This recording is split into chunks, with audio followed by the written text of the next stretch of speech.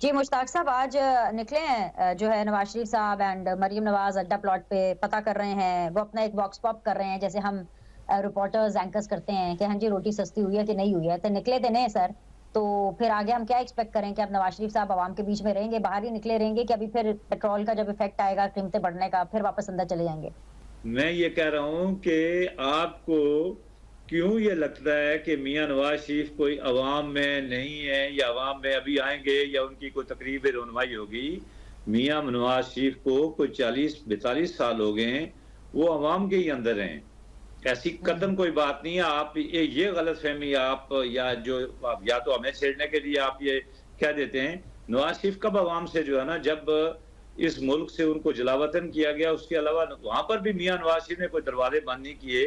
वहाँ पर भी जो बिल्कुल। लोग पहुँचे, चाहे वो सऊदी अरब में थे या आप लंदन में हुए, मियाँ नवाज़ शरीफ तो उसी तरह दफ्तर आते थे सुबह 9 बजे और शाम को 4 बजे।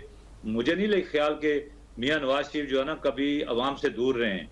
और हुँ, अच्छी बात है अगर वो आ जाएँ बराह रास्त जो है ना, लोगों से एक तो अपनी यानी एक तो जो उनको असल सूरत-ए-हाल लोग मिलने के लिए बेताब हैं नवाज़ शरीफ को देख इस वक़्त पाकिस्तान की हिस्ट्री में इस वक़्त सबसे अहम आदमी नवाज़ शरीफ है जिससे लोग मिलना चाहते हैं।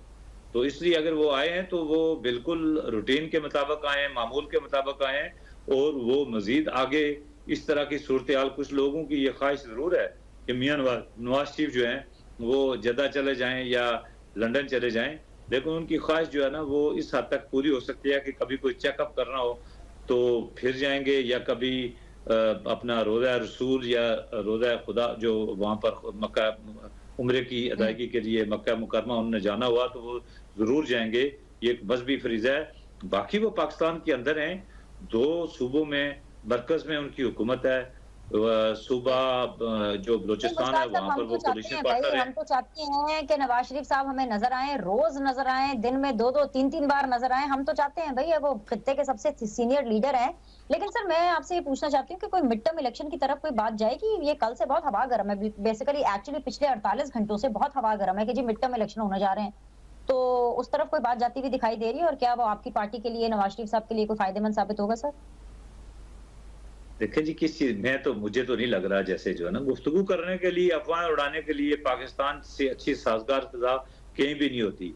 लेकिन आप क्या समझते हैं कि ये जो इलेक्शन है, ये पाकिस्तान जैसे एक यानी पसमानदा और तरक्की-पज़ीर मुल्क में ये कोई अय्याशी तो नहीं है कि आप इलेक्शन कराएँ, फिर मिड टर्म इलेक्शन कराएँ, फिर उसके बाद वो भी उसके नताइज पसंद ना आएँ, तो फिर अगला इलेक्शन करा दें। जी। ये ऐसी बात नहीं है, ना कोई मिड टर्म होगा अभी फ़िलहाल ना कोई बड़े वो कहते हैं ना खुदा-खुदा करके एक इलेक्शन भुगताए हैं, तो अब आप एक मिड टर्म की तरफ ले जाना चाहते हैं, कुछ क्या होगा मिड टर्म करा के? यही हुकूमत है, बेहतरीन हुकूमत चलेगी और मैं ये समझता हूँ कि ये जो ताजर दोस्त जो स्कीम है, जिसमें जो ताजर हज़रात हैं हमारे, वो भई अगर अपने आप को रजिस्टर करा लें और टैक्स नेट के अंदर आ जाएँ और बाकायदगी से टैक्स देना शुरू कर दें, तो अल्लाह यानी साज़गार माहौल बनाएगा। शायद हमें 4-5 साल के बाद 6 साल के बाद शायद हमें बिल्कुल किसी आईएमएफ के पास या ताज किसी साहब, सऊदी या किसी बड़े यूएई बड़े वालों के बड़े पास ना जाना कमाल पड़े। बड़े बड़े कमाल किस्म के आप सियासतदान हैं और उससे भी कमाल किस्म के आप मीडिया पर्सन हैं। आपने जो मैसेज दिया है ना पीटीआई को, मैं यही चाहती थी कि यही मैसेज आए ताकि मुझे पता चले कि असल में क्या है। तो ये जो मैसेज दिया है ना, इसके ऊपर मैं रिस्पॉन्स लूँगी पीटीआई से इस ब्रेक के बाद। एक छोटा-सा break, we will be back for the final round.